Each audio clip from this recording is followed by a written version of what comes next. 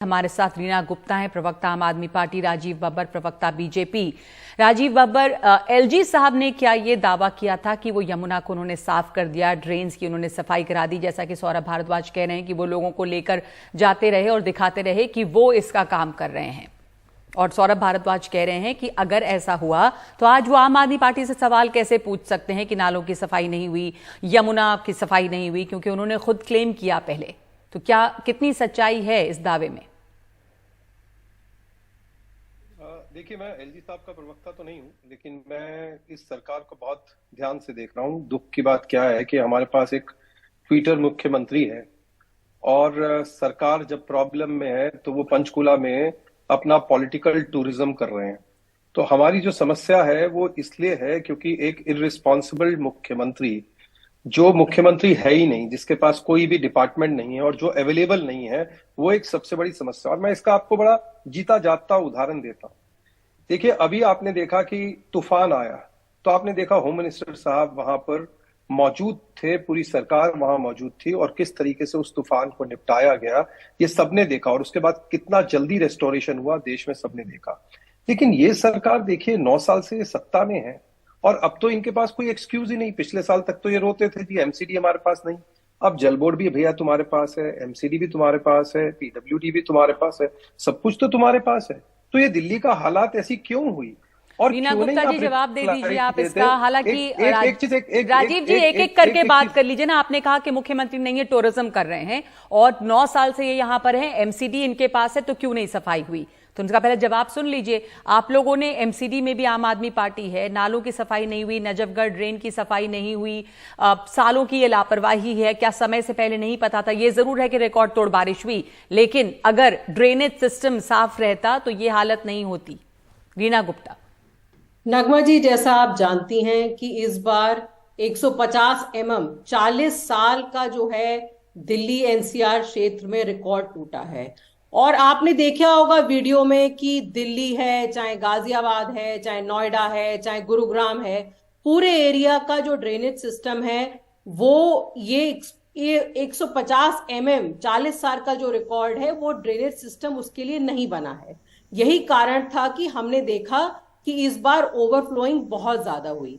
दूसरी बात, क्योंकि ऊपर से पानी बहुत छोड़ा जा रहा है तो यमुना का स्तर भी ऊंचा होता जा रहा है और यमुना के आसपास के जो इलाके हैं वहां पे उसकी वजह से जल भराव। पानी कहां से छोड़ा जा रहा है? हरियाणा से?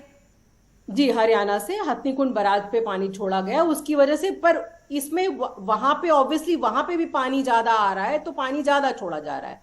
लेकिन नगमा जी, आप देखिए कि किस तरह आम आदमी पार्टी के, चाहे वो मिनिस्टर थे, चाहे वो पार्षद थे, चाहे वो एमएलए थे, कार्यकर्ता थे, सब सड़क पे उतरे हुए थे। लेकिन जब पानी जम गया तब सड़क पर उतरने से क्या होगा? रीना गुप्ता जी, सवाल ये है, जैसा उन्होंने पूछा राजीव बब्बर ने कि मुख्यमंत्री नहीं है यहाँ।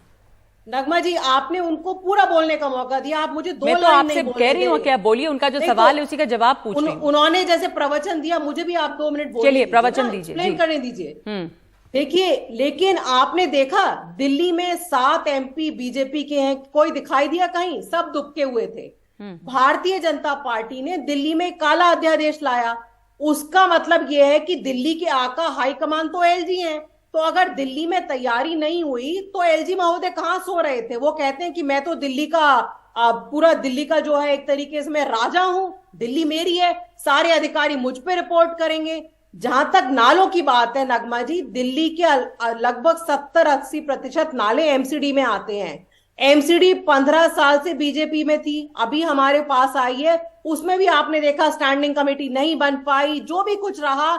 लेकिन बहरहाल पूरा जो इस समय पूरा खुद हमारे मुख्यमंत्री जी पूरी निगरानी कर रहे हैं, पूरा निर्देश दे रहे हैं, चाहे मेयर हो चाहे एमएलए हो, सब लोग ग्राउंड पे जहां जी, अब आपका मेरे ख्याल से जितना समय उन्हें मिला था उतना समय आपको भी मिला है, तो अब आप प्लीज जरा सा रुकें और ये बात बताइए कि आप कह रही हैं एलजी साहब जो हैं वो आका हैं, पर नालों की सफाई किसकी जिम्मेदारी है? वैसे एलजी साहब जब ये क्लेम कर रहे होते हैं, आप ही की पार्टी ने कहा, सौरभ भारद्वाज ने, कि उन्होंने यमुना की सफाई करवा दी है, उन्होंने साफ सफाई देख ली और अब वो कह रहे हैं कि ये सफाई जो है आम आदमी पार्टी का जिम्मा है।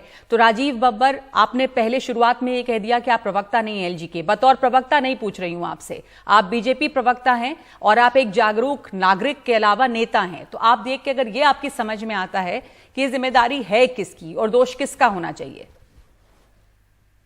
देखिए, चुनी हुई सरकार है और अगर आप, रीना जी तो आम आदमी पार्टी की प्रवक्ता है, इन्होंने अगर अपने रिस्पेक्टेबल मुख्यमंत्री को विधानसभा में भाषण देते हुए सुना हो, अगर वो शब्द याद हो, कौन है मालिक, मैं हूं मालिक, मैं हूं मालिक, कैसे अरे रुकिए तो दीदी रुको तो सही, अरे दीदी रुको ना प्लीज। अब मैं, रीना जी मैं आपको बोलने देता हूं, मेरी बात भी सुनना प्लीज। तो ये जो इनका ईगो है, जो इन्होंने 15 करोड़ से 512 करोड़ अपना एडवर्टाइजमेंट बजट कर दिया है, अगर ये ध्यान इन्होंने लगाया होता, 9 साल से आप बताइए सीवरेज का मास्टर प्लान अप्रूव नहीं हुआ, जो प्योरली इनकी जिम्मेवारी है, किसने रोका? तो और उन्होंने अभी एक बात कही इसमें, मैं एक चीज और बता रहा हूं आपसे, ठीक है बताइए, पर उन्होंने एक बात अभी कही कि एमसीडी बीजेपी के पास थी, अब उनके पास आई है। तो मैंने आपसे इसीलिए कहा, जो सीवरेज है वो जल बोर्ड के पास है, जल बोर्ड इसी सरकार के पास, जल बोर्ड को पैसे नहीं मिलते। सौरभ भारद्वाज ने आज ही बताया है कि कैसे काम को रोका जाता है। वो तो मालिक ये हैं, पैसे तो इन्हीं के पास हैं, ये एमसीडी को पैसे नहीं देते थे, ये हमारा आरोप था। तो जल बोर्ड को तो कभी पैसे की दिक्कत हुई नहीं, अब वो क्यों कह रहे हैं वो जानेंगे, लेकिन मैं सिर्फ ये दिल्ली रीना जी को बताना आप जवाब दे दीजिए, अब समय ज्यादा नहीं है। उन्होंने जितनी बातें कही, आपका क्या इसके ऊपर जवाब है? दूसरे की क्या यही आरोप प्रत्यारोप, और फिर से एलजी बनाम आम आदमी पार्टी, तो दिल्ली की यहाँ बाढ़ हो रही, कई इलाके में लोगों को वहां से इवैक्यूएट किया जा रहा है, जगह जगह पानी भर रहा है, जिम्मेदारी किसकी है? रख रखाव, ड्रेनेज की सफाई, ड्रेनेज सिस्टम के नक्शे की जो बात, सीवेज सिस्टम की जो ये बात कर रहे हैं, वो जिम्मेदारी चुनी हुई सरकार की है? नगमा जी, आपने देखा कि पूरे नॉर्थ इंडिया में हुआ है, और एनडीएमसी एरिया जो कर्तव्य पथ प्रधानमंत्री जी ने बहुत जोर शोर से जिसका उद्घाटन किया था, वो कर्तव्य पथ, उस एरिया में आज तक कभी पानी नहीं भरा, पिछले 24 घंटे से वहां भी पानी भरा हुआ है जी।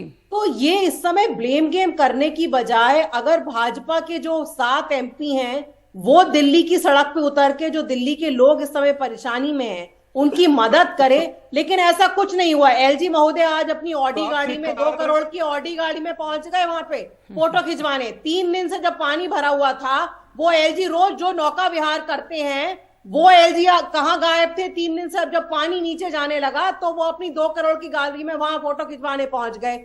वहीं पे आम आदमी पार्टी के एक एक कार्यकर्ता इस समय सड़क पे है और लोगों की मदद कर रहा है, राहत सामग्री में, चाहे लोगों को इवैक्यूएशन कराने की कोशिश की जा रही हो, 24 घंटे की हेल्पलाइन में हेल्प हो रही है, ठीक है। लेकिन ये सब कुछ भारतीय जनता पार्टी से एक्सपेक्ट नहीं कर सकते। आप पूछिए इनसे, गुड़गांव में क्या हालत है, नोएडा में, गाजियाबाद में क्या हालत है? नोएडा और गाजियाबाद, नोएडा में हालात जैसा दिख रहा है तस्वीरों में और हमेशा दिखाया गया है कि गुरुग्राम से बेहतर है। गुरुग्राम की हालत जो है वो बहुत बुरी है और वो एक उदाहरण है कि अर्बन प्लानिंग कैसे नहीं होनी चाहिए थी। धन्यवाद आप दोनों का।